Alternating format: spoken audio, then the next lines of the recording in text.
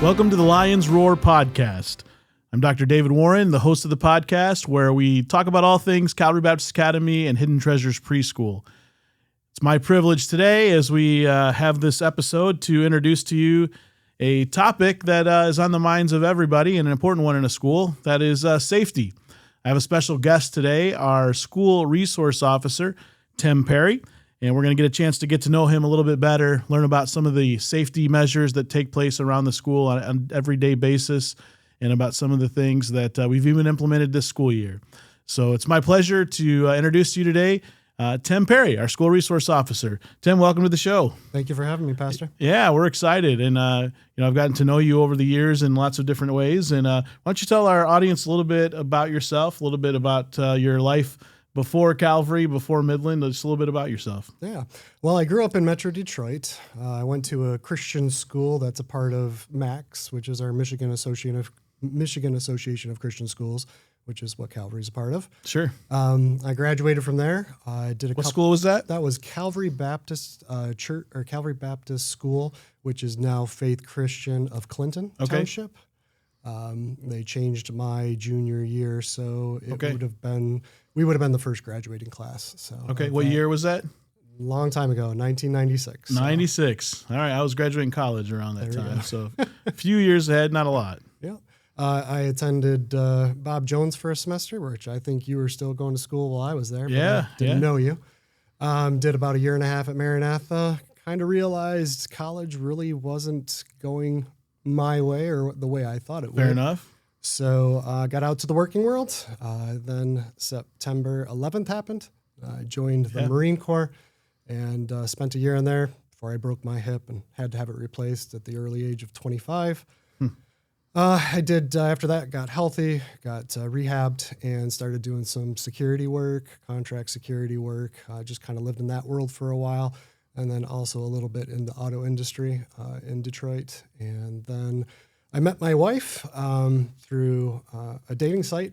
Back then, it was called ChristianMingle.com. ChristianMingle.com. Yeah. So I met her, and that was in 2005, and we were married in 2007. Okay. As we were... And where was your wife from? She is from Iowa. She was born in Florida, but she was raised in Iowa, Sioux Center. Okay. But we got married, and then we found out her company was thinking about moving out to Northern Virginia. She was asked to go, so we just got married, and a year later we were moving out there. And then in 2010, we had Logan, our son. Yeah.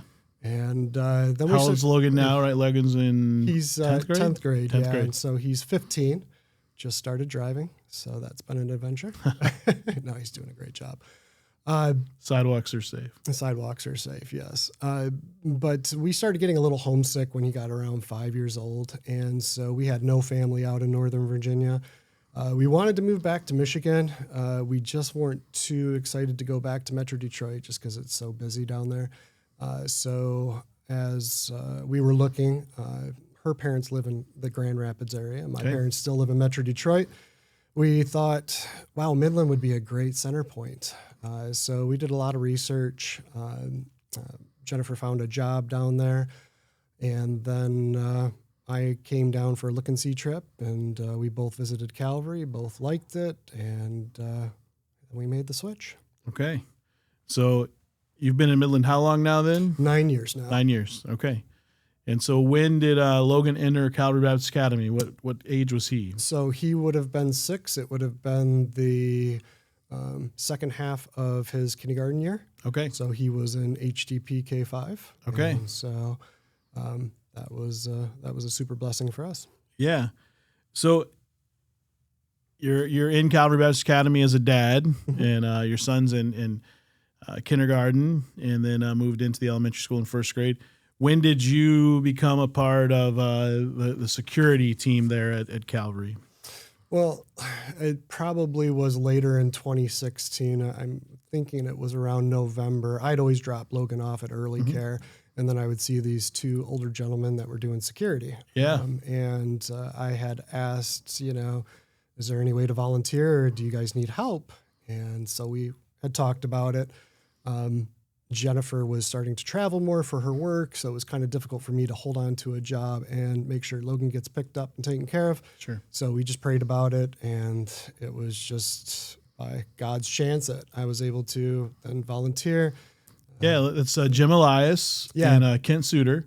Ron Green. Okay, Ron Green. Actually, Ron Green at the time. That's right. That was the first pairing. Those guys both volunteered, and they were around basically at first for drop off and pickup. Correct. Just to have a presence there at the main campus. I remember, and then it kind of expanded, and they would be around a little more often than just for drop off and pickup. And the team then started to add some new members at different times of the day and such. And Ron's passed away since, and I thank the Lord for his faithfulness to the church and to the school. And Jim still lives across the street. Yes, and Jim still actually makes rounds a lot of nights just to come and make sure that no shenanigans are taking place around the building and stuff, and make sure doors are locked. And he likes to make sure everything's buttoned up nice and tight at the end of the day. And Kent Suter was here until last year, and just stepped away from the security stuff here this last year. But and Kent was around for a good 6 years or so and faithfully serving there. So a lot of guys have been a part of that team in the past, and we're thankful for each of those. And you came on to be part of that volunteer team. And that's one of the unique things really about the security team that it started and has built to what it is today, is it's been on the backs of volunteers. Yep. So guys don't receive a salary. And Tim, I'm always amazed by that. You're there pretty much every day, all day, and don't take a paycheck. And we don't take that for granted. That's a huge responsibility, and also a blessing for me as a dad, knowing my kids are there and are safe. But as a school leader, just really grateful, and thank you for that. Tell me a little bit about the present team, the guys that are there, different levels of the safety team that's currently in place. Yeah. So we have Mr. Topoleski, and he is a corrections officer, but he gives a lot of his time on his days off. Gary, yes. He's primarily at the main campus. He's primarily at the main campus, and he holds that area down while I'll be at West Campus, and then sometimes we'll get together and switch, or we like to switch things up so people can't actually. Yeah. It's a sensitive topic in some ways sometimes, but just that reality that you and Gary both have a lot of training because of your backgrounds and stuff. And so both of you are armed. You carry a gun with you when you are on patrol and on duty there.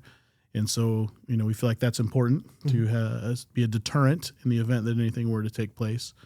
And then tell us about the rest of the team, because not all the team are carrying weapons and such. They play various roles around the campus, but tell us a little bit about those other guys that are serving as well. So we have Matt Andrews. So Matt Andrews does some work at the church, and then he's also giving a lot of his time in the mornings and some of the afternoons to help us out. Primarily pick up and drop off. Primary pick up and drop off, but it's nice because as he's worked there during the day, he's always still locked on to kind of just making sure everything looks safe, everybody is safe. We also have Jeff Hunger. Jeff Hunger is a former Michigan State patrol officer, and so he gives of his time freely as well, and we appreciate that because he has just years of experience, and he brings a nice, quiet presence, but has a smile on his face. So we always appreciate that. Most of the time. We also have Doug Draves, who helps us out. He's kind of the unofficial school church electrician, does a lot of work. He does a lot. And gives of his time freely as well. And when he can, he'll be at HTP. You might see him in the overhang. He might be at West Campus, but he's around every once in a while. So, and it's kind of hard when you have a full-time job to do that, but we appreciate him. And then also we have Tom Singletary, who's started to help out this year, which has been a big help to have somebody out there by the outbuildings in the morning, just to have that presence as parents are dropping off and kids are going into the building, making sure they get in there safely. A little traffic patrol as well. Patrol, especially construction and different different needs there.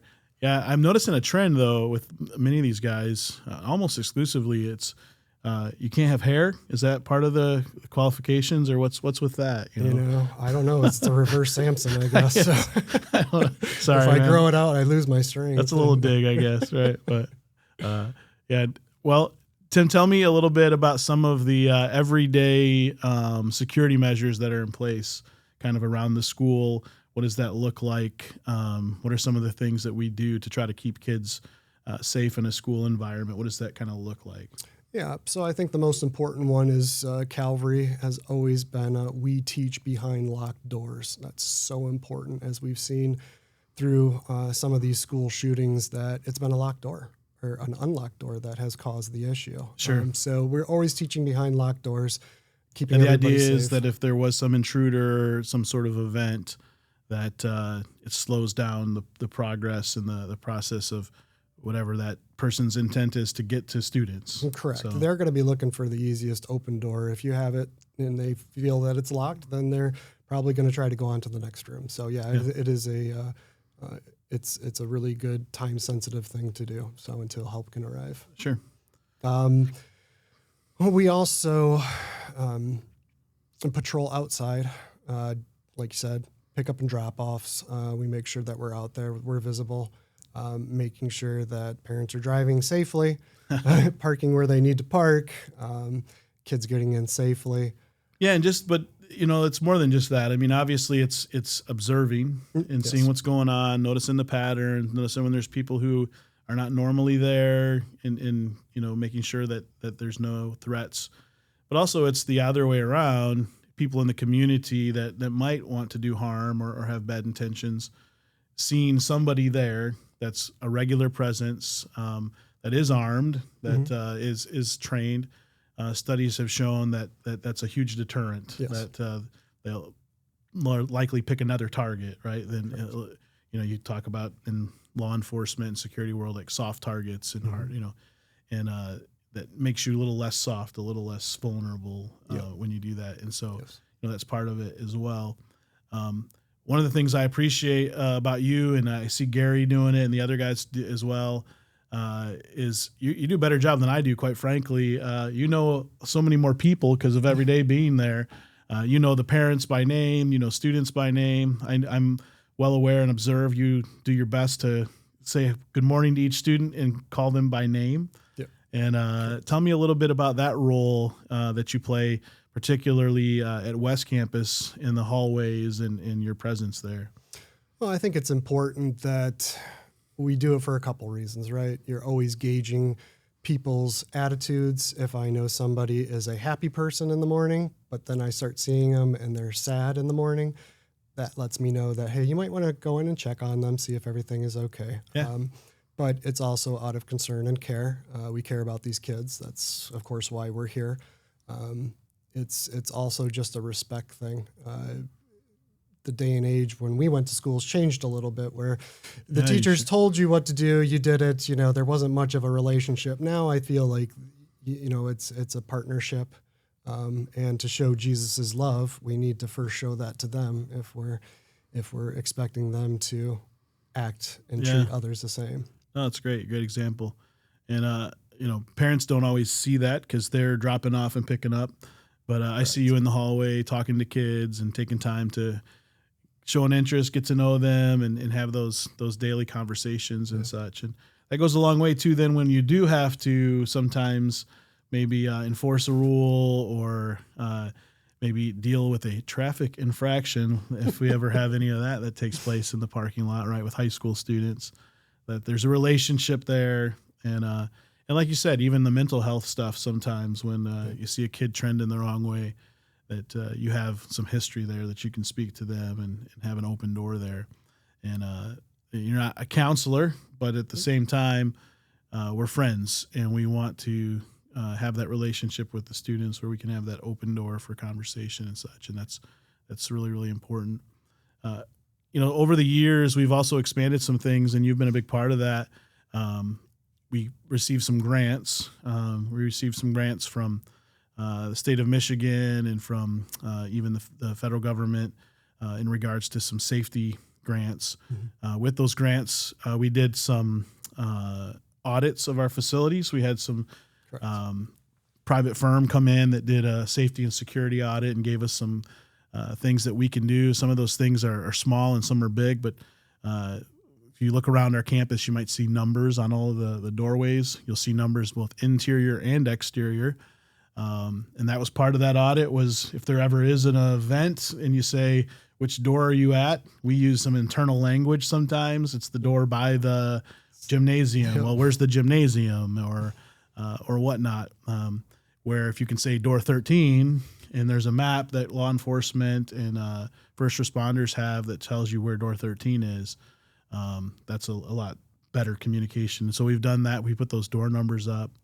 We put the Knox boxes around the facility so that when law enforcement or first responders ever need to come to our facility, they can get quick access to keys to get themselves where they need to go in those events. Yeah, and then also the police have Yeah. sets of keys that they give their sergeants that day. Yep. So as they're patrolling, if they need to get in, they will actually have the access right there and then to be able to get in as quickly as possible. Yeah, for sure. And that cooperation we're trying to build with local law enforcement and our SWAT team. And, we've got a couple officers who have children in our school, both in the Midland Police Department and then the state police department. And then, they're around and show up, and they like to have a little bit of a presence. I remember you were out for a season with some physical stuff that you were going through and some surgeries and whatnot. And I remember our state patrol officer there, he would show up in the mornings at drop off quite regularly and have a presence. And so that's a good relationship to have within our community with those guys as well. And then we put up cameras around the facility, interior and exterior as well. Mm-hmm. And so we put a lot of money from those grants into some of those cameras. And that's been a help. We've had some vandalism after hours, some minor stuff, thankfully. But we've been able to handle some of that. And I think it's deterred some future stuff when they realized there was cameras and, some young people who had to be dealt with in some of those things. And word gets out that, hey, they've got cameras and you'll get caught. And so that's been a help and whatnot. And then we've also, over the years, improved our door locking, the automatic system. So parents are well aware because you have a key fob to get in at certain times, and no one can enter without being buzzed in unless they have a key fob and have been granted access because they're an employee or a parent during certain times and things. And, these are all little things, but they build upon each other just to secure. And, it's always a balance between security and convenience. And we want school to be a place that students come and they have respite, and it's a place that they can come and feel at home, not feel like they're going to prison, right? Walking into a prison. Correct. But at the same time, making sure that they're safe and that parents know that it's a safe environment. And so we're constantly trying to balance those things. One of the things this year that we just added was Raptor. Why don't you tell us a little bit about what Raptor is and how that will be used here during this school year and into the future? Yeah, so Raptor is quite amazing. It is a software that can be added to your phone, laptop, CPU, but it is an emergency notification system. And so it is letting everybody, as far as our staff, know that, hey, if we have a fire, I can go in there, hit it. It has to have 2 authentications on it before you can do it, so you don't accidentally hit it once and it goes out to everybody, because it is quite loud. Yeah, so if a teacher is aware of an incident, so if they're aware of a fire, if they're aware of, say, someone that's entered the building to do harm and they're aware of that, they have the ability to alert and let everybody know, and for then admins and others to respond. They can also, if they're suspicious but not for sure, they can even let a smaller group of admins or security team just say, hey, there's someone in the parking lot I don't recognize. It may be nothing, but if you could check on it, they can, through that Raptor app, using that tool, alert that team. If there's a first aid event, they can alert the right people that, hey, there was some accident on the playground or something that needs some medical attention, or a ball game, whatever it may be. So lots of different types of incidents. Yes. The most common that would probably crop up is when you have a fire drill or a real fire and you need to evacuate the building. So that could be alerted through Raptor, and then everyone's made aware. And what's cool about it is it doesn't just tell everybody, hey, there's an event, but it also communicates what to do. And then the teachers report back that my class has evacuated and we're now in the parking lot because of the fire. Correct. Or we're now in our tornado shelter because there's been a tornado. And I have all of my students with me, or I have all my students except for Billy because Billy went to the bathroom. And when we evacuated, he wasn't back yet. And so all those details that before you're a little bit blind, you're hoping teachers have gone to the right place and done the right thing. We now can track where everyone is. Sure. And in a worst case scenario, Raptor has even parent information in it. And so if we ever had to evacuate and relocate students to another place to be picked up, it could send that information out to parents and then even facilitate that pickup process. So we know what kids are picked up by whom and all that kind of stuff. The other thing that Raptor does for us, as you know, is it has those different scenarios. So whether it's evacuate, lockdown, secure, all the different options to do in the case of an event, that's language, and those are the terminology that's required by the state of Michigan starting next school year. Correct. So we're kind of getting ahead of that game rather than catching up.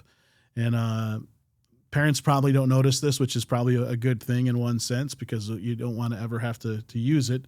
But all of those instructions and those safety protocols are in each of the classrooms now with the new color-coded list there, as well as the new maps that are coming out with where to go for each of those types of events. But all of that's standardized now. And so our school will use the same terminology as Midland High School, which will use the same terminology as every other school in the state of Michigan. And in the past, there was some variance there depending on what system you use, what language you used, whether what you called certain events. And so I think wisely the state of Michigan said, let's all get on the same page, use the same terminology, use the same images, the same icons. And so we're ahead of that game, I guess you could say. What are some other things as you look at our security? I think of one that people probably aren't as aware of, but cost a fair amount of money, and thankful for grants. Tell us a little bit about the radios and how those help our communication and what makes them a little more unique than just picking up a CB from Walmart. Yeah. So when we've had the Midland Police over before and talked with Chief Ford and Lieutenant Mahavier, and they had suggested that we have one-touch radios so that we can communicate between both buildings. I think that's the key, right? It's the distance between the buildings that the security team can talk to each other from that distance. Correct. And so what we have is we have an antenna over at West Campus, and what that allows is for that signal to reach all the way over to Maine, because it wasn't doing it on those little, just cheap Kirkland or Motorola radios. Ones I got for a birthday when I was a kid. Right. Yeah. And so it just wouldn't travel through. So what this does is this allows us to be able to communicate with both buildings amongst administrators, security, and other personnel that need to have it. But it is a private channel. Nobody will have access to that. We had to get our license through the FCC to do that. Sure. And so that is a private channel where what we say stays just within our radios. Yeah, so that was another where a parent was helpful. A lot of those relationships. I was talking about some parents that are police officers, a parent that worked with the company that does the radios. Yeah. And so those were helpful. Connections even in all these things working together to keep our kids safe.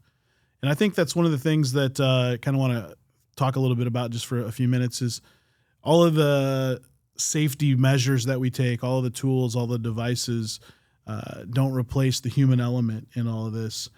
Tell me a little bit about what you would tell parents or students that are concerned about safety, how they can be a help in this area and when maybe they notice something or when they just are a little nervous about a particular incident around campus or something.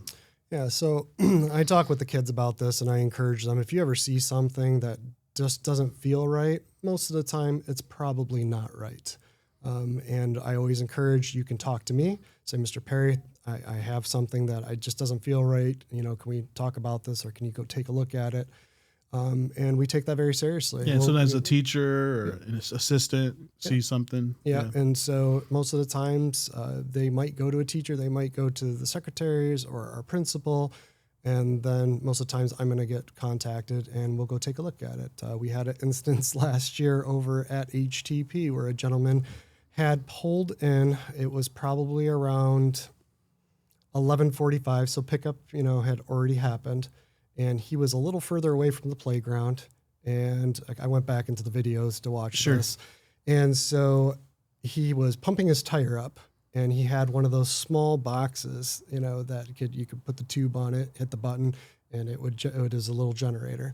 And so he took everything, put everything back in his car, but forgot the little box. And it was right by his tire. So I could tell he forgot, and then he drove off. But thank goodness I had a teacher that was out of the playground. One of our HCP teachers in there called me, was like, Mr. Perry, this doesn't feel good. This is out there. We don't know what it is. So I went out there, stayed away, little ways away from it. We kept people away. I watched the video just to see what I could find out. And then, for sure we find out that, it's just he just left the right. But if it was something else, it's good. Someone say something, you never know.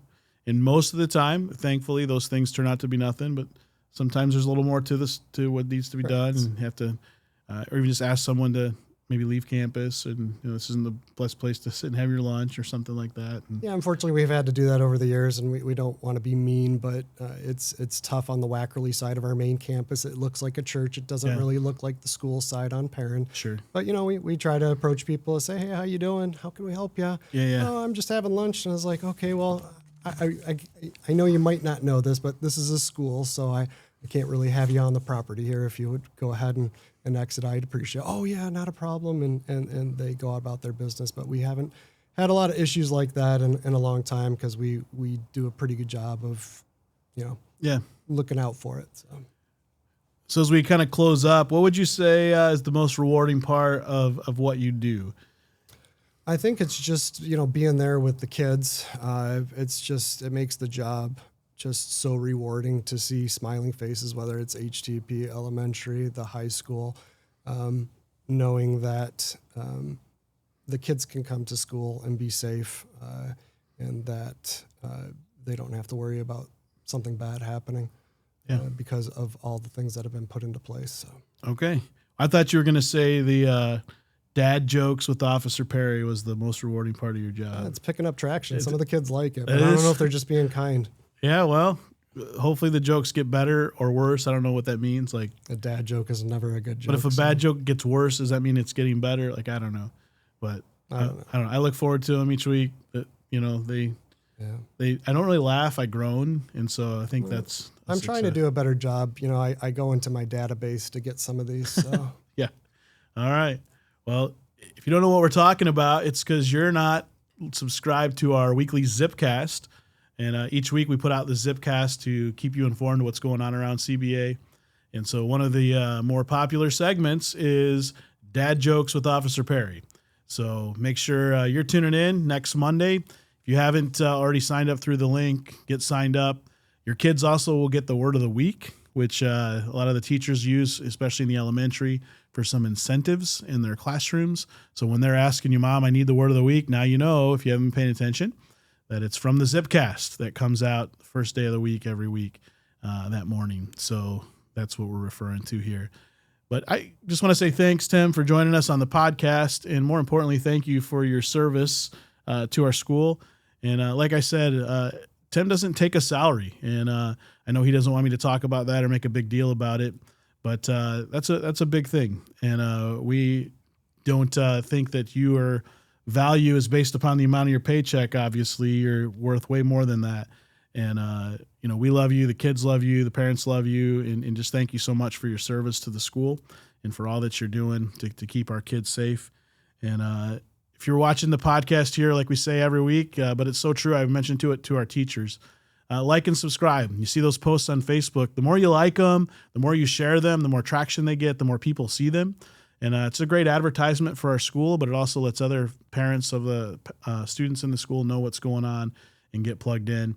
So thanks so much for watching or listening, whichever you're doing, and for tuning in here to the Lions Roar podcast. We'll see you again soon, and we'll see you around campus.